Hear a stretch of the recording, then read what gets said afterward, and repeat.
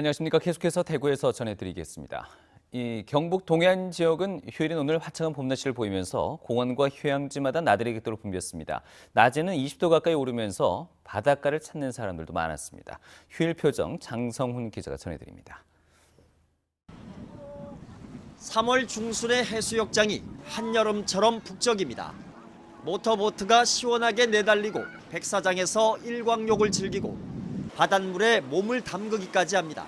오늘 날씨가 따뜻해서 바닷물에 들어가도 춥지 않고 따뜻해요. 인근 광장은 아이들과 산책을 하거나 운동을 즐기는 사람들로 붐비고 영일만이 한눈에 들어오는 영일대에도 관람 행렬이 이어집니다. 도심 공원은 자전거를 타는 풍경으로 가득했습니다. 내달리는 자전거 사이로 아버지에게 첫 자전거를 배우는 아이와 한가로운 봄 풍경에 빠져든 어른들. 가족과 함께여서 더욱 완벽한 봄날입니다. 지난주까지는 많이 추웠는데 이번 주에는 날도 많이 풀리고 해서 애들 데리고 놀기 참 좋아요. 경북 동해안 지역은 오늘 낮 최고 기온이 20도 가까이 치솟아 올 들어 최고를 기록했습니다. 내일은 대체로 맑은 가운데 아침 기온 4에서 7도, 낮 기온은 11에서 14도 분포로 오늘보다는 조금 낮지만 대체로 포근하겠습니다. 한편 전국적으로 건조한 날씨가 계속되고 경북 동해안 지역에는 일주일째 건조주의보가 내려져 산불 등 화재 예방에 각별한 주의가 필요합니다. MBC 뉴스 장성훈입니다. 박근혜 대통령 탄핵과 함께 대선이 두 달 앞으로 성큼 다가왔습니다. 본격적인 대권 레이스가 시작되면서 현 정부가 의욕적으로 추진해왔던 지역 현안에도 적지 않은 영향을 미칠 것이라는 분석이 나오고 있습니다. 박재영 기자가 취재했습니다. 우여곡절 끝에 예비 이전 후보지까지 선정된 대구공항 통합이전은 어수선한 대선 국면에서 자칫 후보지 선정위원회 구성이 늦춰지지 않을까 하는 우려가 나옵니다. 최근 대구공항 통합이전에 딴지를 걸어온 부산 지역의 일부 민심이 대선 주자들을 앞세울 경우 이전 신공항의 규모와 개항 시기 등이 영향을 받을 수 있다는 가능성도 제기됩니다. 공항 통합 이전 건설이 이번 탄핵 인용에 영향을 받지 않고 추진될 수 있도록 우리가 최선을 다하고 그렇게 반드시 되도록 해야 된다. 박근혜 정부가 강력하게 밀어붙인 사드 배치 문제도 다시 도마 위에 오를 수 있습니다. 현 정부의 국정 동력이 급격히 떨어지고 중국의 사드 경제 보복이 심화되는 가운데 일부 대권 주자들이 사드 철회나 사드 배치 재검토 등을 요구할 가능성이 높기 때문입니다.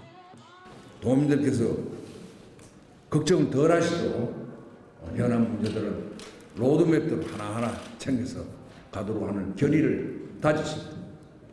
그래서 수시로 그런 문제들을 점검하고 박근혜 정부 출범 당시부터 삼성과 손잡고 추진해온 창조경제 관련 사업들도 대폭 축소나 차질이 불가피할 거라는 예상이 나옵니다.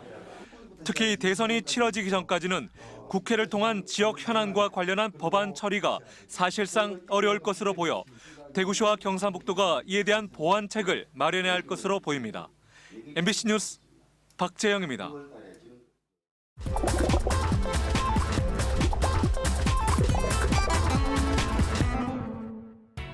대구 MBC 대표인 SNS 탐구생활에 올라온 한 주간의 이슈를 솔직한 반응과 함께 풀어보는 탐구생활 M+입니다.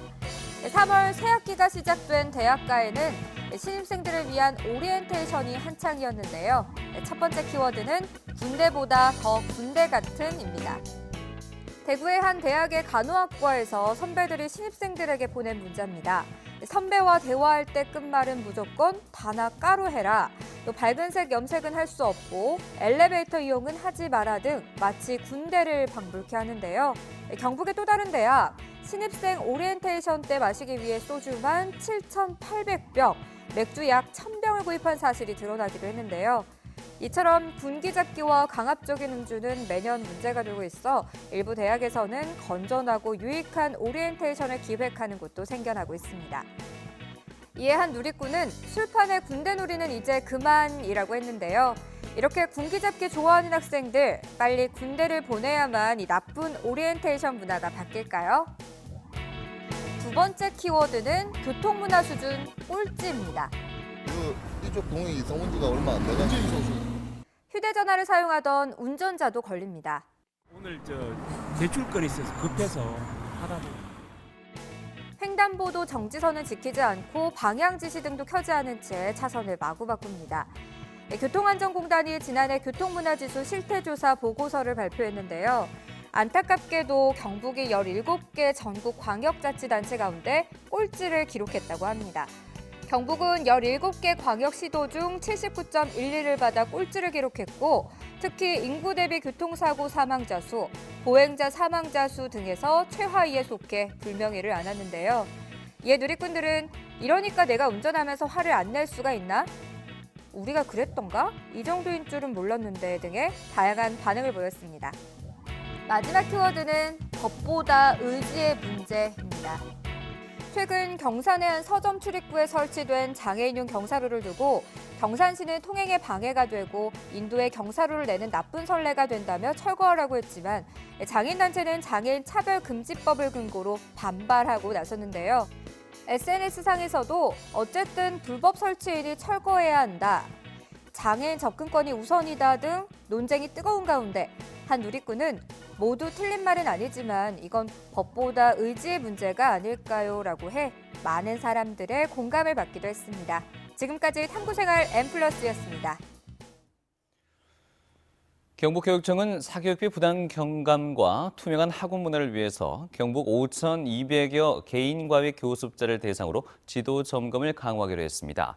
중점 점검 사항은 장소와 과목, 교습비 변경 사항 미신고, 한 장소에서 여러 과목의 강사 공동교습, 개인과외 표지 부착 위반 여부 등입니다. 경북교육청은 개인과외 교습이 학원에 비해서 상대적으로 점검률이 낮고 불법 운영 신고가 많아서 연중 지도 점검한다고 밝혔습니다. 대구시 교육청은 올해 엄마 품 돌봄 유치원을 지난해보다 6곳 늘어난 45곳 운영합니다. 오전 7시부터 9시까지 운영하는 아침 돌봄은 8곳, 오후 6시부터 8시 또는 오후 6시부터 10시까지 운영하는 저녁 돌봄 유치원은 37곳입니다. 이용 대상은 유치원과 어린이집에 다니는 만 3세에서 5세 유아로 돌봄 유치원에 직접 신청하면 됩니다. 지난해 대구에서 돌봄 유치원에 참여한 유아는 660여 명으로 휴식과 수면, 동화 들려주기 등의 프로그램이 운영됐습니다. 유네스코 인류 무형문화재로 등재돼 있는 전통 매 사냥 시연회가 청도 박물관에서 열렸습니다. 이번 시연회에는 청도 출신 매 사냥 기능 보유자인 이기복 씨를 비롯한 한국 매 사냥 보존의 회원들이 사냥매 훈련 과정과 꿩 사냥을 재현했고 매 사냥 도구 전시와 매의 이름표인 시치미 만들기 등 부대 행사도 열렸습니다.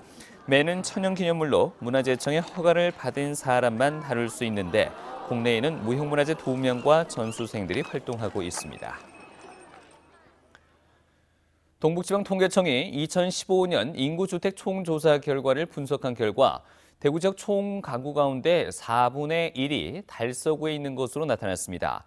2015년 말 기준 대구의 총 가구는 93만 7,500여 가구로 5년 전보다 6.8% 늘었고 전체의 24%가 달서구에 거주하는 것으로 조사됐습니다.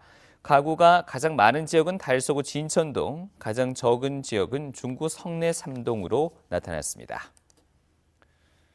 대구시가 효율적이고 투명한 아파트 관리를 위해서 전문가들로 이루어진 자문단 제도를 시행하고 있습니다.